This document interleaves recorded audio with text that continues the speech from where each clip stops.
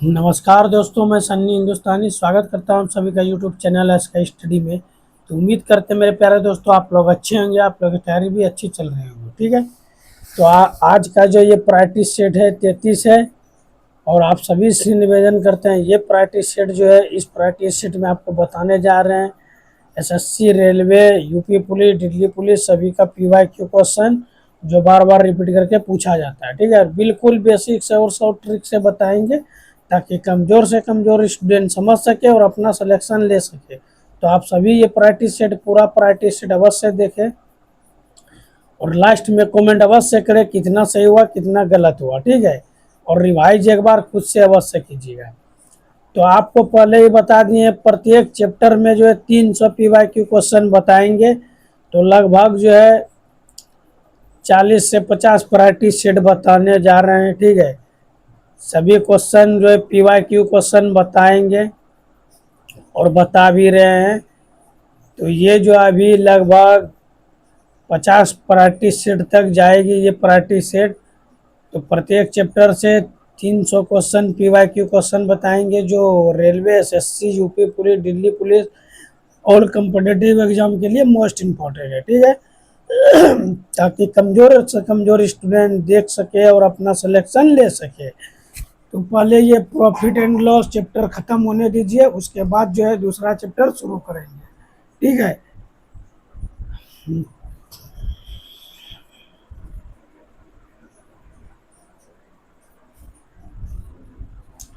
चलिए तो आप लोग अच्छे तरीके से समझिए। ये क्वेश्चन नंबर 1 है, बिल्कुल बेसिक से बताएंगे। और ये क्वेश्चन ग्रुप डी 2022 में पूछा गया क्वेश्चन है। ठीक है, ऐसे सब क्वेश्चन जो बार बार रिपीट करके पूछा जाता है, कभी एसएससी में भी पूछा जाता है, रेलवे का एग्जाम भी पूछा जाता है, यूपी पुलिस में भी पूछा जाता है। ठीक है, तो आपको करना क्या होगा, आपको जितना भी हम सवाल बताएंगे सभी का आप चैप्टर वाइज नोट्स बना लीजिए और बिल्कुल पीवाईक्यू क्वेश्चन और शॉर्ट ट्रिक के साथ बताएंगे। ठीक है, तो एग्ज़ाम से कोई भी एग्ज़ाम रहे, एग्ज़ाम से पहले आप जो है पीवाईक्यू क्वेश्चन रिवाइज करके जाइए, आपका सिलेक्शन होने का चांस ज़्यादा रहेगा। ठीक है मेरे प्यारे दोस्तों, तो डायरेक्ट चलेंगे क्वेश्चन नंबर 1 की ओर और बिल्कुल बेसिक से आपको समझाने का प्रयास करेंगे। ठीक है, तो आप लोग पूरा क्लास में बने रहिए और अच्छे तरीके से। चलिए, मार्कर कहाँ गया भाई।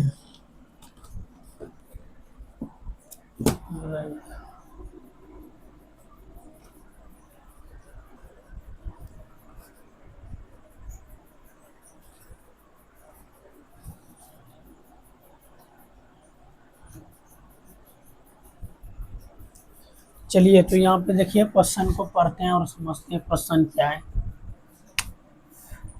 क्वेश्चन है, एक आदमी दो वस्तुएं प्रत्येक 20,000 रुपये में बेचता है। ठीक है, उसे एक वस्तु पर 15% का लाभ होता है और दूसरे वस्तु पर 15% की हानि होती है। इस लेन देन में उसका कुल लाभ या हानि रुपये में क्या है। ठीक है, और ये ग्रुप डी 2022 में पूछा गया है। ठीक, तो आपको हम पहले ही बताए थे मेरे प्यारे दोस्तों, सभी को आपको बताए थे, जब एसपी 1 और 2 यानी सेलिंग प्राइस दोनों बराबर रहे, यानी एक वस्तु का कीमत जितना उतना ही दूसरा वस्तु का भी कीमत होना चाहिए। अगर विक्रय मूल्य समान है, ठीक है, और लाभ बराबर हानि होता है। ठीक है, लाभ बराबर हानि होती है तो दोनों बराबर है, तो ये x% इसको मानेंगे। इसका देखिए, जब विक्रय मूल्य समान और हमेशा हानि होती है और लाभ और हानि दोनों आपस में बराबर हो तो हमेशा हानि होती है। ठीक है, तो इसका फार्मूला होता है कुल हानि बराबर x² बटे 100%, ये होता है इसका फार्मूला। ठीक, अगर आप इस फार्मूले पे इसको बैठाइएगा तो यहाँ पे लाभ और हानि कितने का हो रहा है, 15 का लाभ हो रहा है, 15 का हानि हो रहा है, दोनों का स्क्वायर कर दीजिए बटे 100 दीजिए। ये 15 का स्क्वायर कितना हो जाएगा, 225, 2 अंक के बाद 10 मतलब तो ये हो जाएगा, ठीक है। तो ये हो गया 2.25%, ठीक है। अब हमको करना क्या होगा, यहाँ पे जो है, अब देखिए हमको हानि निकालना, ये हो गया कुल हानि परसेंट, ठीक है। कुल हानि परसेंट, अब हमको हानि निकालना है। तो हानि के लिए, ठीक है, हानि के लिए देखिए, जैसे सीपी का मान नहीं दिया रहता है, अपने आप में 100 होता है। हानि परसेंट निकालने के लिए हानि बटे सीपी, तो सीपी अपने आप में क्या होता है, 100% होता है, ठीक है। तो यहाँ पे सबसे पहले समझिए, दो वस्तु है, एक वस्तु का दाम 20,000 है, तो दो वस्तु का दाम कितना हो जाएगा, 40,000 हो जाएगा, ठीक है। सिंपल सी बात है, ये 40,000 हो जाएगा। और गुना ये कितना, कुल हानि कितना निकला है, तो 2.25%, ठीक है। और बटे यहाँ पे देखिए, इसमें बटे लगेगा, इसका दशमलव हटा दीजिए, डबल जीरो नीचे आ जाएगा, ठीक है। और यहाँ पे देखिए, हानि का मान नहीं दिया, हानि अपने आप में क्या आता है, 100। तो 100 में ये जो है 100 में, ठीक है, ये 2.25 को माइनस कीजिएगा, तो ये कितना आ जाएगा, तो यहाँ पे आ जाएगा ये 97.57, ठीक है। मान के चलिए ये 75 हो गया, और यहाँ पे ये हो गया 25, तो 25 और 75 कितना हो जाएगा, पूरे 100 हो जाएगा। और यहाँ पे ये कितना है, 2, तो 7 2 9 हो जाएगा, और ये 1 10, पूरे 100 हो गया, ठीक है। तो ये ऐसे भी आप घटा सकते, कोई दिक्कत नहीं, इसको हम डायरेक्ट लिख। अब इसको हम लगभग मान लीजिए, यहाँ पे देखिए, ये 2 जीरो कैंसिल हो गया, ठीक है। अब इसको लगभग मान लीजिए 98, ठीक है। 97.75 है, 98 मान लीजिए। अगर 98 को 4 से गुना कीजिएगा, तो ये हो जाएगा 498 को, ठीक है, 98 को 400 से गुना, सॉरी 4 से गुना कीजिएगा, तो ये 400 से कम ही आ जाएगा, ठीक है। क्योंकि 100 रहेगा, तभी 4 से गुना कीजिएगा, 400 आएगा। तो यहाँ पे सबसे पहले इसको 4 से भाग दे दीजिए, फिर दशमलव दीजिए, जीरो दीजिए, ठीक है। दशमलव के बाद हमको जो है 2 ही अंक लेना है, ज़्यादा नहीं लेना है। ऐसे ये पूर्णतः इससे विभाजित होने वाला नहीं है, ये बहुत लंबा तक चलेगा, ठीक है। तो हमको दशमलव के बाद 3 अंक लेना है, ठीक है, 9 2। इसको आप दशमलव से भाग दे के देख लीजिए, इसके आगे 1 होगा, 3 होगा, तो हमको ज़्यादा नहीं लेना, ठीक है, 3 अंक ही लेना है। उसके बाद यहाँ पे ये हो जाएगा 225। अगर हम इसको 225 से गुना करेंगे ना, तो ये यहाँ पे 1 अंक के बाद दशमलव मांगा, ठीक है। यहाँ पे इसको 2 अंक के बाद दशमलव देना पड़ेगा, इससे हम गुना करेंगे, ये हो जाएगा 920, ठीक है, दशमलव 71, आगे भी आ जाएगा, ठीक है। लेकिन आगे हमको लिखना नहीं है, अंक दशमलव के बाद 2 ही अंक लीजिए या 3 लीजिए, कोई फर्क पड़ने वाला नहीं है। यहाँ पे देखिए, एक चीज़ आप हमेशा याद रखिए, लगभग में अगर आंसर चाहिए आपको, तो यहाँ पे देखिए 920.71 है, 7 है, तो इसको हम इधर जो है 20 है, तो 21 हम लिख सकते हैं, ये लगभग में, ठीक है। तो ये 921 रुपया हो गया, ठीक। तो ये हो गया क्या, हानि। हानि परसेंट नहीं, सिर्फ हानि, यहाँ पे लिखा गया कुल हानि, ये हो गया कुल हानि का आंसर राइट हो गया 921। तो 921 इज द बी का, option B is the right answer, okay. तो उम्मीद करते मेरे प्यारे दोस्तों, ये क्वेश्चन आपको अच्छी तरीके से समझ में आ गया होगा। आने वाले किसी भी एग्जाम में आप अच्छे तरीके से बना लीजिएगा, ठीक है। क्लास खत्म होने के बाद जो है एक बार आप खुद से रिवाइज अवश्य करें, इससे आपका बेसिक मजबूत होगा, ठीक है। चलिए, तो अगर इस क्वेश्चन में कोई भी डाउट आपको लग रहा है, आप कमेंट कर सकते हैं, अदरवाइज हम लोग चलते हैं नेक्स्ट क्वेश्चन की तरफ चलते हैं।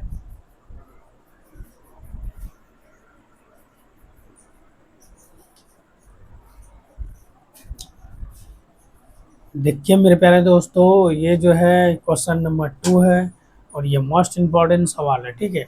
आप शुरू में ही आपको बता दिए थे कि ऐसे सब क्वेश्चन जो है सभी एग्जाम के लिए इम्पोर्टेंट है। ऐसा नहीं है कि सिर्फ अगर ये क्वेश्चन रेलवे में पूछा है तो रेलवे में ही पूछेगा, ठीक है।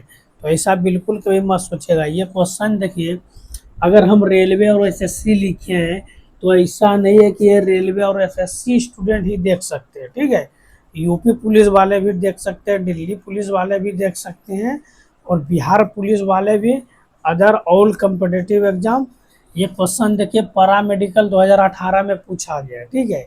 तो जो स्टूडेंट, देखिए मैथ का जो सिलेबस है सभी का सेम रहता है, सिर्फ आपको चैप्टर वाइज क्लास एक बार पढ़ लेना है।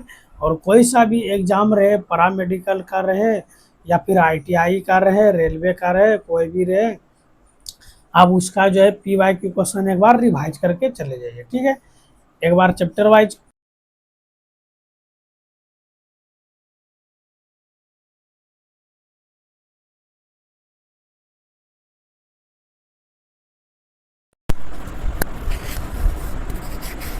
तो चलिए ये क्वेश्चन जो है,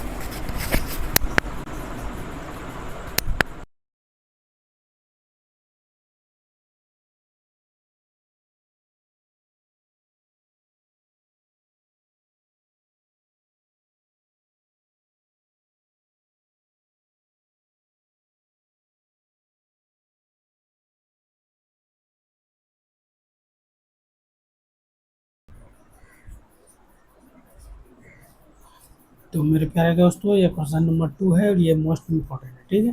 तो ये पैरामेडिकल में पूछा गया है, तो ये सभी, ये जो चैप्टर वाइज क्लास है सभी एग्जाम के लिए इम्पोर्टेंट है, ठीक है। तो देखिए ऐसे सब सवाल किस तरीके से आप बना सकते हैं एग्जाम में। तो क्वेश्चन को पहले पढ़िए, समझिए। दो घोड़ा, ठीक है, एक घोड़ा और एक गाय 12,000 रुपये में बेचे गए। घोड़े को 20% लाभ पर तथा गाय को 10% हानि पर बेचा गया। दोनों सौदे पर हानि या लाभ कितना होता है आपको बताना, ठीक। तो ये क्वेश्चन में जो है आपको करना क्या है, तो यहाँ पे देखिए, तो ये क्वेश्चन में देखें यहाँ पे सीपी हो गया, एसपी हो गया, ठीक है।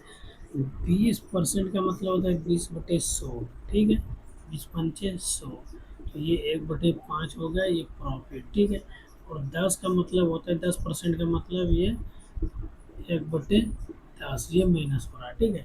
तो यहाँ पे देखिए, अगर कोई भी चीज़, अगर हम 5 रुपये में, नीचे हो गया सीपी और ये हो गया प्रॉफिट, तो इसको एक की प्रॉफिट पर बेचते हैं, 6 रुपये में बेचेंगे।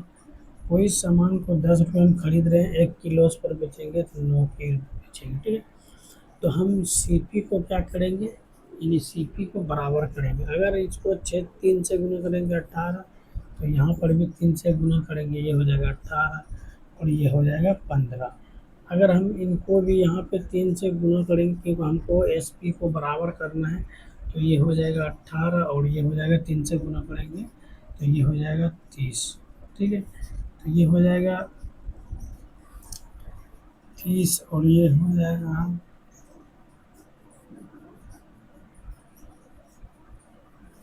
एक मिनट, यहाँ पे 2 से गुना करेंगे तभी तो 18 इधर भी आ रहा है, ये बराबर। तो यहाँ पे हो जाएगा 20 और 20 और 15 35 हो जाएगा, और यहाँ पे 18 दूना 36। किसी भी वस्तु को 35 रुपये हम खरीद के 36 रुपये में बेच रहे हैं, एक का क्या हो रहा है, लाभ हो रहा है, ठीक है, एक का लाभ हो रहा है, ठीक है। तो आपको यहाँ पे देखना पड़ेगा कि यहाँ पे टोटल कितना है, तो 8 यूनिट है, ठीक है। तो यहाँ पे 18 18 कितना हो गया, यहाँ पर भी सीपी 18, यहाँ पर सीपी 18। तो यहाँ पे आपको देखना है, ठीक। तो 18 इकाई, इन्हें यूनिट बोलिए या इकाई, 18 इकाई बराबर कितना है, 12,000 रुपया, ठीक।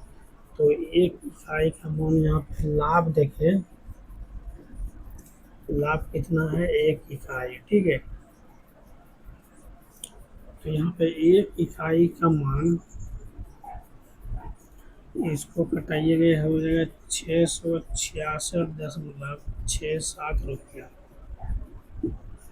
तो 1 इकाई का मान इतना रुपया। तो यहाँ पे देखिए लाभ बराबर 1 इकाई, तो यही आपका राइट आंसर हो गया, ऑप्शन सी आपका बिल्कुल सही जवाब। उम्मीद करते हैं मेरे प्यारे दोस्तों ये क्वेश्चन आपको समझ में आ गया होगा। चलिए आज का क्लास यहीं पे समाप्त करते हैं, क्योंकि माइक का बैटरी लो हो गया है।